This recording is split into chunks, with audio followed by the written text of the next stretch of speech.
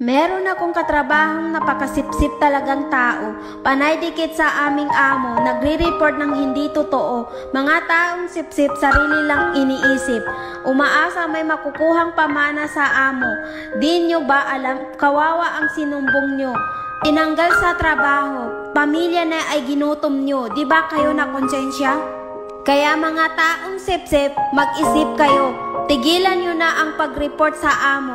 Matuto kayong maawa sa tao. At sana man makonsensya kayo. Mga sumbongera, sumbongero, di nyo ba alam na may karma para sa inyo? Ang kaligayahan ay wala sa inyo.